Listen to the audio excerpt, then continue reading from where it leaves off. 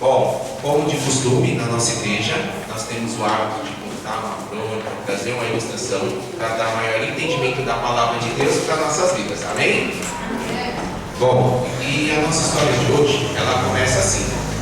Certa vez, um vô, ele estava na casa dele, ali, e ele viu o seu neto, que ele estava ali com raiva, bufando pelos cantos, e aquilo começou a incomodar aquele vô, Ele estava olhando ali seu neto ali empurrado, com raiva, e ele chegou no neto dele e perguntou: olha, o que está acontecendo com você? Que você não é assim?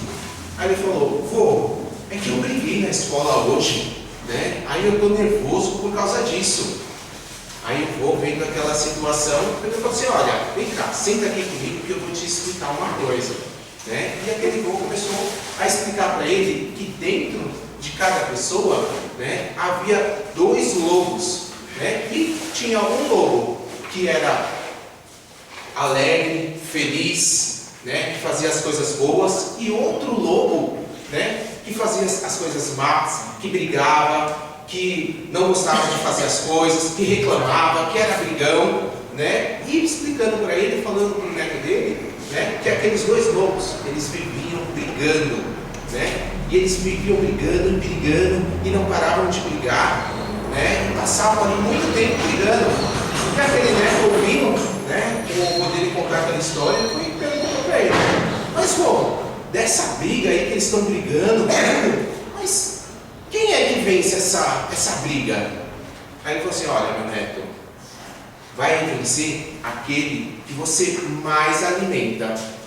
Se você tem pensamentos de raiva, fica bufando pelos cantos, então você está alimentando a raiva dentro de você. Então esse lobo que vai vencer. Se você ali teve um problema na sua escola, onde você brigou, onde brigaram com você, mas você já esqueceu, você perdoou, você está feliz, ali o lobo, que é a vontade, vai vencer sobre você. Bom, e assim termina essa história, amém?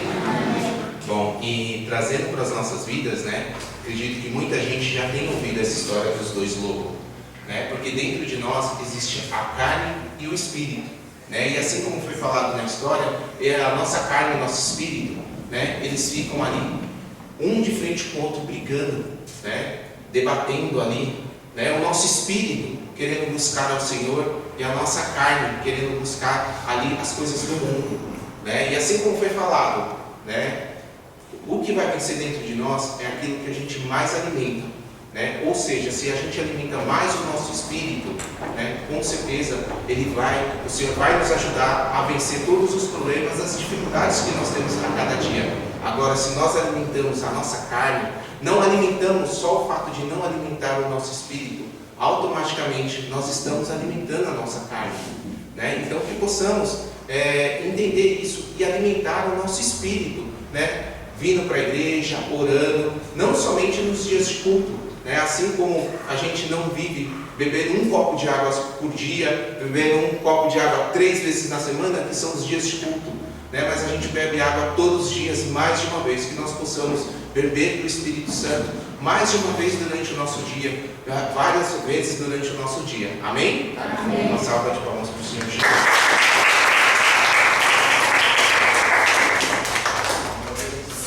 Boa noite, Igreja Florida. Hoje eu não vou passar a passagem da Bíblia, porque são várias passagens. Hoje eu vou pregar sobre 11 passagens bíblicas que falam que nós não devemos entristecer o Espírito Santo. Eu vou passar as 11 passagens para nós, tá bom? Então que nós possamos prestar atenção e guardar o nosso coração. Pronto, então vamos louvar o Senhor e adorar a Ele para Ele preparar o nosso coração, para nós podermos estarmos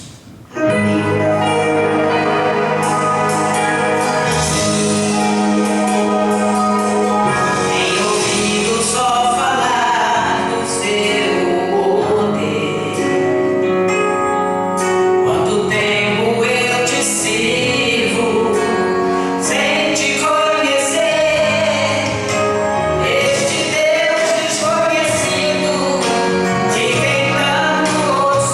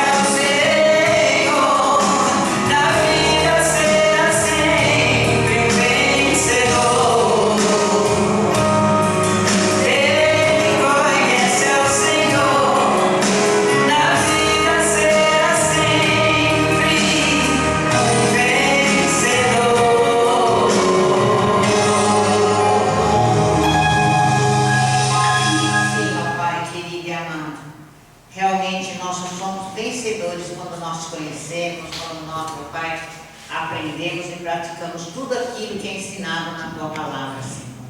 Então, que o Senhor venha manifestar o Teu poder, ó Pai. Abençoa, meu Pai, esta palavra, trabalha em cada coração. Meu Pai, repreende tudo aquilo que possa impedir o trabalhar do Senhor e que nós possamos estarmos atentos, meu Pai, ao ensinamento de tudo aquilo que entristece o Espírito Santo de Deus. E hoje nós estamos aqui para aprender diante da Tua palavra, meu Pai, tudo aquilo que vai ser ensinado.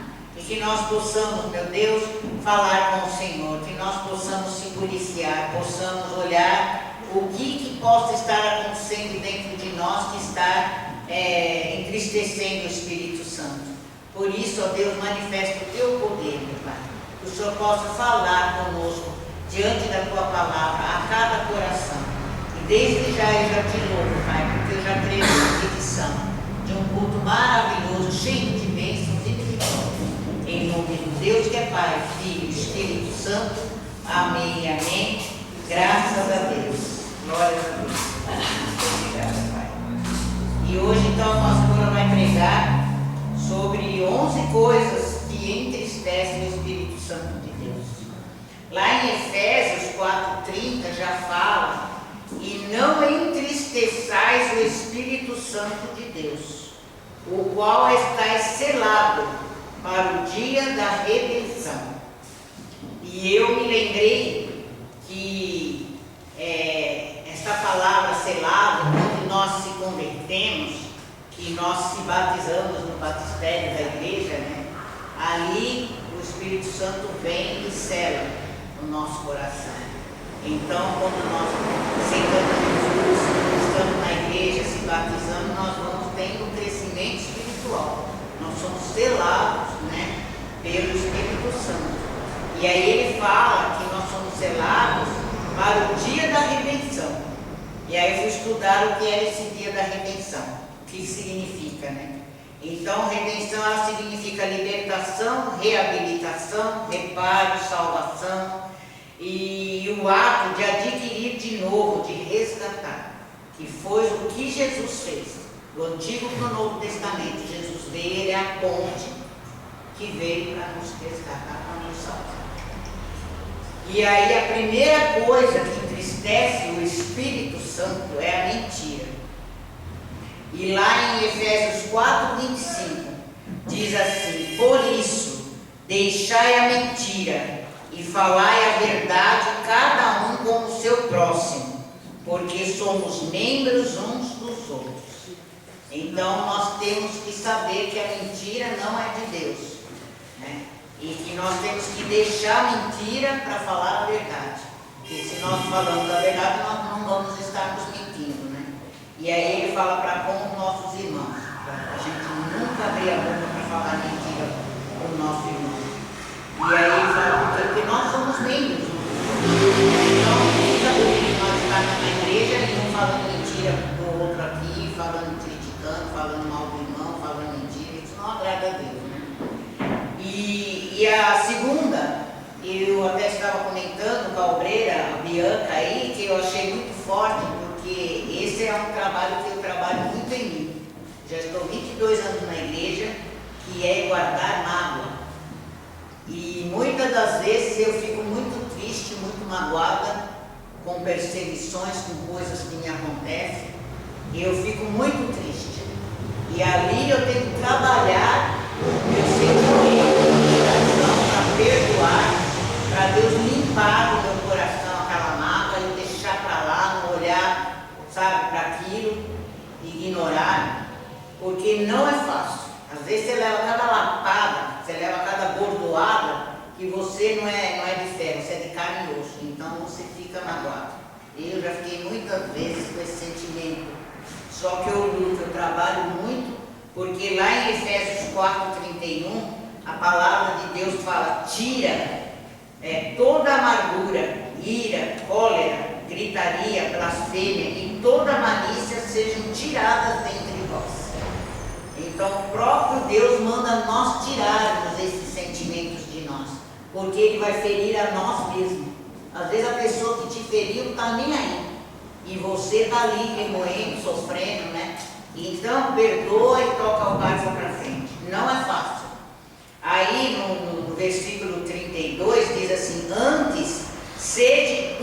para com os outros, benignos, misericordiosos, perdoando-nos uns aos outros, como também Deus nos perdoou em Cristo Jesus. Porque nós também somos falhos, somos errados. Não adianta nós apontar o erro dos outros e esquecer de olhar para nós, né? Então, se o próprio Cristo nos perdoou, por que nós não vamos perdoar? Isso é muito importante também. E o terceiro é a desobediência, que é falta de obediência, né? E lá em Efésios 5:6 diz assim: ninguém vos engane com palavras vãs. Essas palavras vãs na Bíblia, elas se referem a palavras sem valor, palavras falsas ou que não são verdadeiras, usadas para enganar, iludir ou para expressar coisas que não são verdadeiras ou que não têm fundamento na verdade de Deus. E aqui na sequência dessa palavra vãs, ele fala por quê? Porque por estas coisas vem a ira de Deus sobre os filhos da desobediência. Então olha como é forte, né? Nós aprendermos. E no versículo 7 ele fala: portanto não sejais seus companheiros. Deus está falando que essas pessoas que fazem esse tipo de coisa, que tem essas palavras vãs contra nós não devemos nem ser companheiros deles. Olha como que Deus, ele fala com quem você deve andar e com quem você não deve andar. E no quarto ele fala imoralidade sexual, e fala em 1 de Coríntios 18 a 20, ele fala no 18: fugir da fornicação. Todo pecado que o homem comete é fora do corpo, mas o que se prostitui peca contra o seu próprio corpo. E o 19 fala: ou não sabeis que o vosso corpo é o templo do Espírito Santo, que habita em vós, proveniente de Deus, e que não sois de vós mesmos? E no 20 ele fala: porque fostes comprados por bom preço, glorificai, pois, a Deus no vosso corpo e no vosso espírito, os quais pertencem a Deus. Então, se o nosso corpo pertence a Deus, nós não podemos deixar fazer esse negócio de se masturbar, pornografia, ficar olhando no celular as coisas que não devem para ter esses desejos, não é? Se relacionar com pessoas, né? Às vezes a pessoa é casada e ainda se relaciona com outras pessoas. Então ela está ali, ó, fazendo algo contra o Espírito Santo. Ela está pecando contra o Espírito Santo. E ela não está respeitando o corpo dela, que Deus fala que o corpo pertence a Ele, que o nosso corpo é o templo do Espírito Santo. Então ela está sendo enganadora. Ela está se enganando e enganando a todo mundo, menos a Deus. Porque a Bíblia fala que não tem nada oculto que não venha a ser revelado. Então a pessoa pode fingir: não, está tudo bem, e não está, e a pessoa está achando que está tudo bonito aquilo, né? Está tudo certo.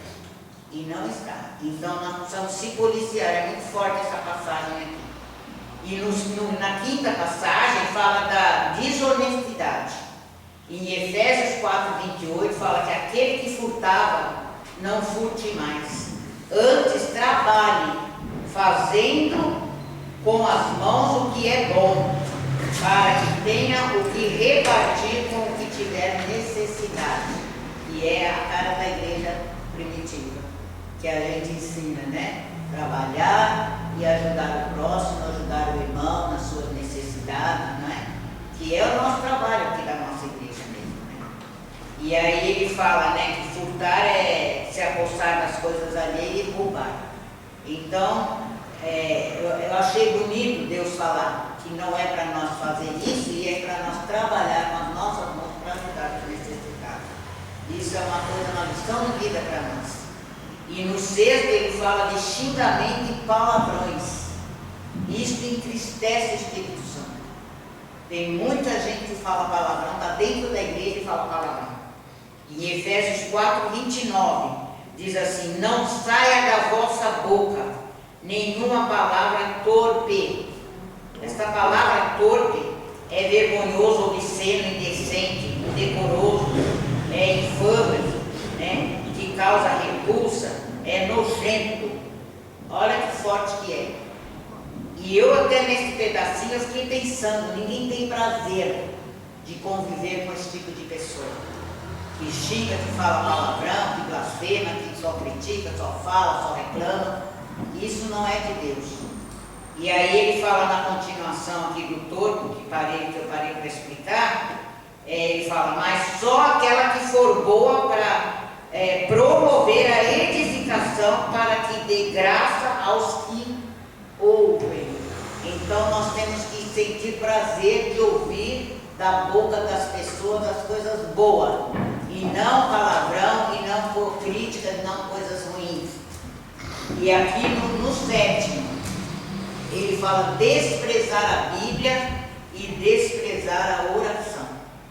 E lá em Mateus 6,33, ele diz assim, buscai primeiro o reino de Deus e a sua justiça, e todas estas coisas vos serão acrescentadas. Então, se nós buscarmos em primeiro lugar Deus e a justiça dele, todas essas coisas que estão na Bíblia vão ser acrescentadas sobre as nossas vidas. Olha que forte que é. E no 8, ele fala sobre a hipocrisia, que é falsidade. E em Mateus 23,13 diz assim, mas ai de vós, escribas e fariseus hipócritas, pois que fechais aos homens o reino dos céus, e nem vós entrais, nem deixais entrar aos que estão entrando. E hipócritas, essa palavra, são pessoas que fingem qualidade ou sentimentos bons, mas que realmente não os têm. São falsos e fingentes. Então, olha o que Deus fala na lata para as pessoas, né? Que são falsas, que são hipócritas, né? E no 9 ele fala de novo da mentira. Só que ele fala de outra passagem aqui, que está em João 8,44, que diz assim, vós tendes por pai o diabo, e quereis satisfazer os desejos de vosso pai. Ele foi homicida. Essa palavra homicida é que causa a morte de outras pessoas. E aí ele fala, desde o princípio ele foi homicida.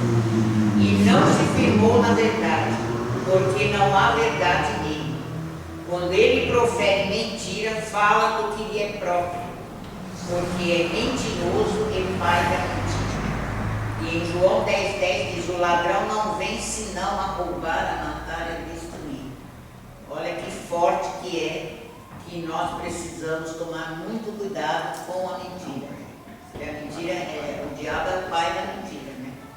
E ele é que vem trazer laços, é ele que vem fazer nós errarmos, pecarmos, falharmos, é tudo ele. Ele se levanta. Por isso que nós temos que viver em santidade e não dar brechas. Porque se nós dermos brechas para o diabo, ele vem para matar, roubar e destruir, como fala na palavra dele. E no 10 ele fala falta de amor ao próximo. E lá em João 13,34 diz assim, um novo mandamento vos dou, que vos ameis uns aos outros, como eu vos amei a vós, e também vós uns aos outros vos amei.